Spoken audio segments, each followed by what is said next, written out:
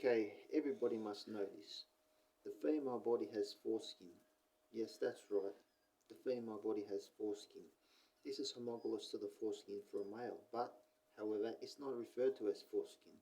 It's referred to as the labia and the clitoral hood.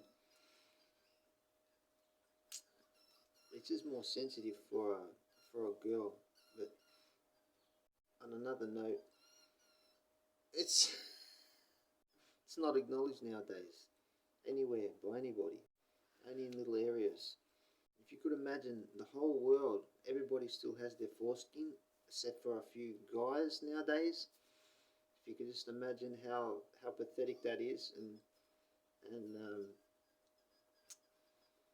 in respect of how the earth is going today in regards to war and chaos and disasters and all that, well then you know where it's coming from.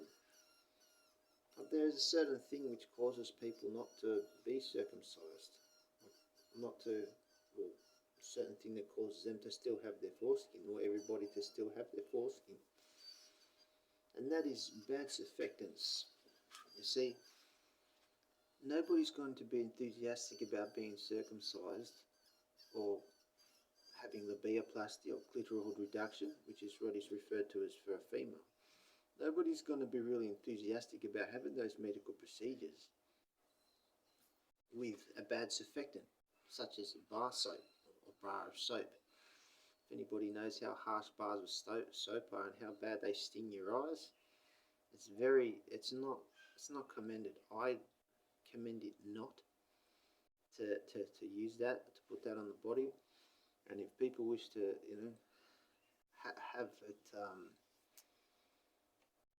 to be enthusiastic about, those sorts of procedures, they best, go for a liquid soap, a gentle liquid soap. It can be done to wash the laundry. It can be used to wash the laundry, liquid soap. So, it's very versatile. It leaves no suds anywhere. You can mix it with a bit of conditioner if you wish to make it more gentle, and you can mix as much as with it as you like, according to how gentle you wish to have it. So, those who still have their foreskin out there, think about it as a good option. First of all, just to, not get too far ahead of yourself and go running out to get circumcised, because there are bad tools out there that are dangerous in that area. But first, go for the surfactant. Go for something gentle. Wash your body and see how you feel. Take this on, and know that there's someone such as me out there that figures it's very important, and that it's their goal, namely my goal, to have everybody circumcised. That's right, that's my goal. To circumcise every single person on the earth, and to maintain that state where everybody is circumcised, to have it governed. All right, I'm not into this voting and this what is referred to as politics nowadays. I feel it's more as impolitics, or it's impolitical. So it's not political. People arguing all the time, even if there's an answer. For some reason, or there's no reason in someone to argue if there's an answer to a problem, is there? So I'm saying it's one way or the other. You're circumcised, you're happy. You're uncircumcised, then you're unhappy. And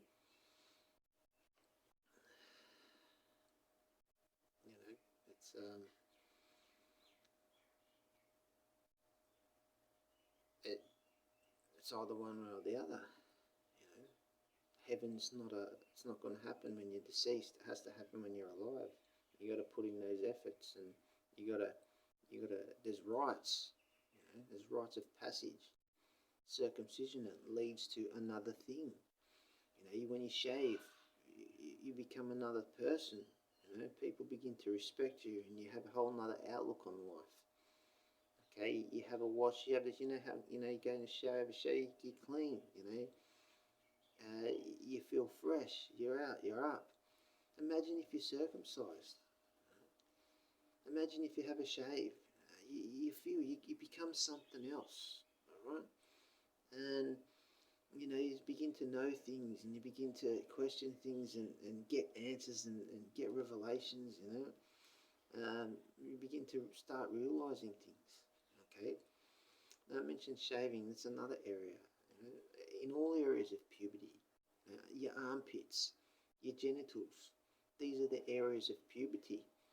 Why shave just your face when you have all these other areas of puberty?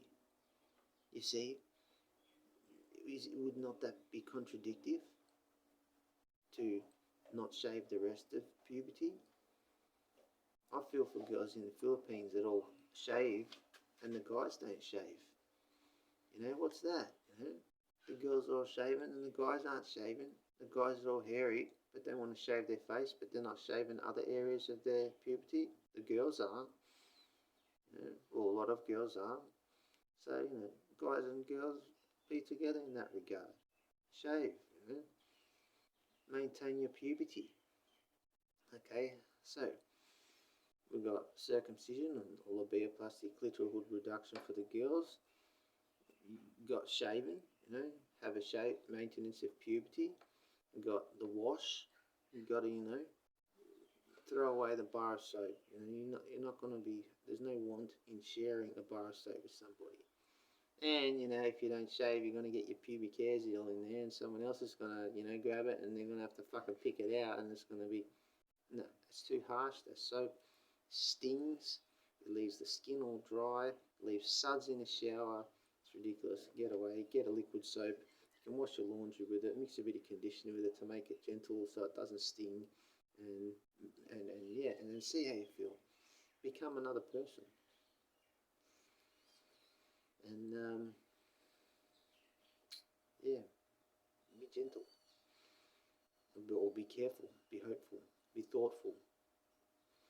Once you have that thought, the next thing comes respect. The next thing comes understanding. The next thing comes practicality. The next thing comes responsibility.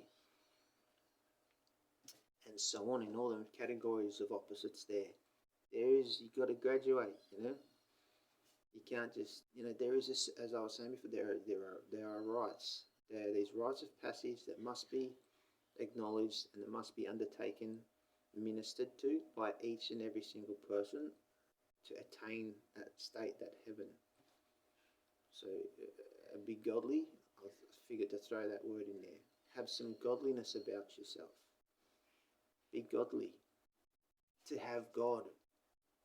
To be Godful. To be hopeful. To be careful. In here, a quality to have. The image of creation in respect to the heaven of what you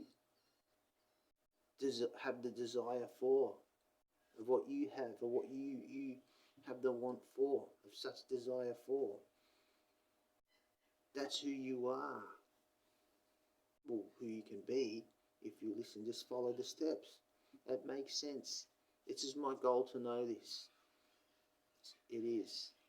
Not some guy named Jesus, not some guy named Muhammad, not all these other prophets going on about, all fascinated about the future. Be not fascinated about the future. If you have God in here, if you're godly, you will know about the future. Anybody will know about the future. Everybody. Okay? You have it. You follow these steps and these rites of passage, and you got some God in here and some hope and some care, and you save yourself. Okay? You get rid of that foreskin, that excess skin. You have a shower. You be clean. Have a shave. Everybody will begin to respect you, and then you'll get the picture of heaven. Mow the grass. Picture the whole entire earth mowed. Picture that, bro.